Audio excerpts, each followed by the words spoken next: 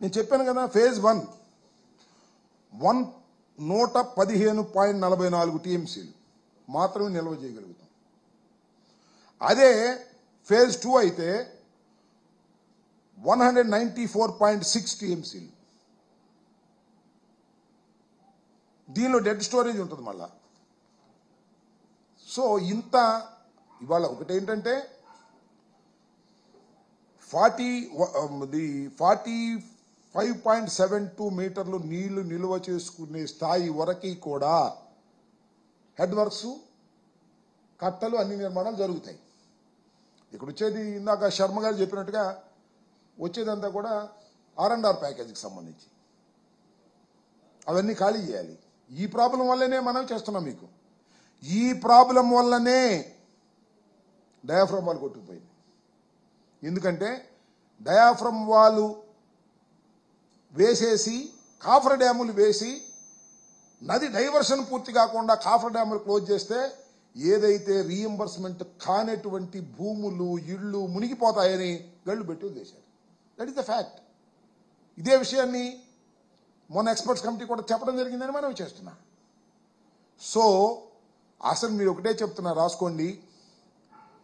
45.72 స్థాయిలో పూర్తి కాకపోతే రాష్ట్రానికి తీవ్రమైన అన్యాయం జరుగుతుంది. దీనికి అన్ని పర్మిషన్స్ ఉన్నాయి. ఏది 45.72. కానీ కూటమి ప్రభుత్వం కుట్ర చేస్తుంది. మరి పక్క రాష్ట్రాల యొక్క ఒత్తిడి వల్ల చేస్తుందో దేనికి చేస్తుందో నాకు తెలియదు. చంద్రబాబు నాయుడు గారు కూడా ఈ కూటమి కుట్రలో భాగస్వాముడయ్యాడు, కన్విన్స్ అయ్యాడు. కన్విన్స్ అయిన తర్వాతే ఈ ఫండ్స్ రిలీజ్ చేశారు. ఇది వాస్తవం కాదని చెప్పమనండి. ఆయన చెప్తే కుదరదు. కేంద్ర ప్రభుత్వంలో ఉన్న బాధ్యత కలిగిన వాళ్ళు చెప్పించండి. దిస్ ఈజ్ మై ఆరోపణ, కంటెన్షన్. ధర్మమైన మాట నేను మాట్లాడుతున్నాడు. ఆరోపణ చేయాల్సిన నాకు అవసరం లేదు.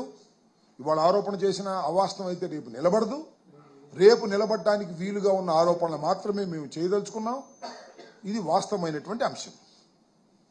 ఓకే,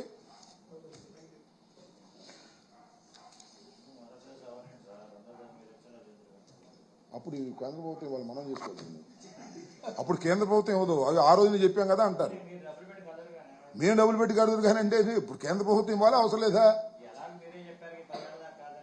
అది వేరే విషయం. అవన్నీ ఇక నువ్వు ఇక జారుడు సెక్షన్ పెడితే నేనేం చేయను. 10 ఏళ్ళ దాకా మీరు 10 ఏళ్ళ దాకా కాదని ఎవరు చెప్పారు? హూ సెడ్ 10 ఏళ్ళ దాకా కాదని ఎవరు చెప్పారు? చింతామోహనం ఇంకోటి నాకు తెలిసి with in 2 years it will close. అంతే. ఈ రిలీజ్ చేసిన 1200 కోట్ల చిల్లరకి ఫస్ట్ ఫేజ్ కంప్లీట్ అయిపోద్ది. 12,000 చిల్లర. అది మీరు ఒకటి గుర్తుపెట్టుకోండి. ఒక్క డయాఫ్రమ్ వాల్ అనే దగ్గరే ప్రాబ్లం వచ్చేసిందని చెప్తున్నా కదా. డయాఫ్రమ్ వాల్ మళ్ళా కొత్తది వేయటం, ఎర్తకం రాక్ ఫిల్లింగ్ డ్యామ్ వేయటం జరిగితే అయిపోయింది ప్రాజెక్ట్. అంతా అయిపోయింది. Everything is over.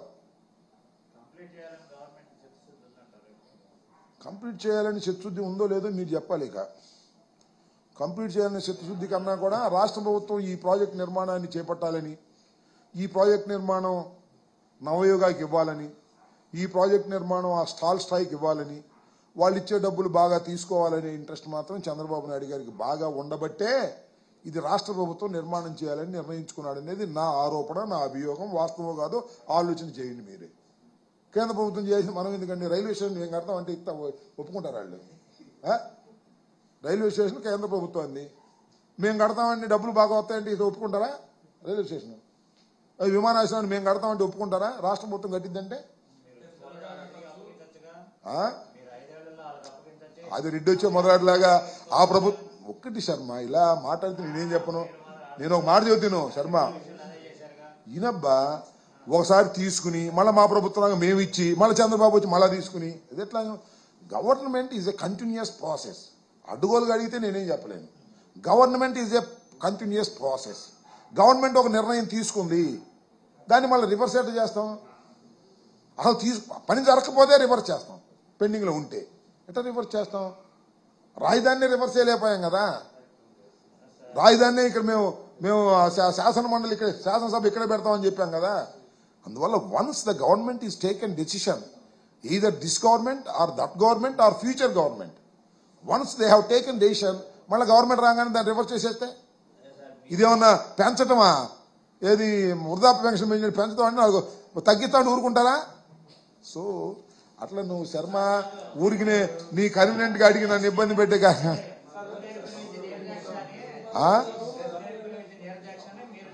ఎవరు వచ్చారు? నాగార్జున వచ్చాడు.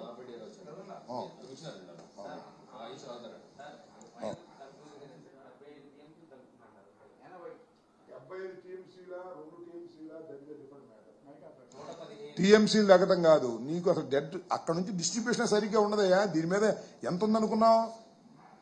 తీసుకొచ్చి కృష్ణానదిలో పడాలా? అక్కడ విశాఖపట్నం వెళ్ళి విశాఖపట్నంలో ఇండస్ట్రియల్ వాటర్ రావాలా? ఎత్తు తగ్గటమే ఉండదు. ఆ ప్రాజెక్ట్ నిర్మాణానికి కావాల్సిన ఎత్తేమి తగ్గ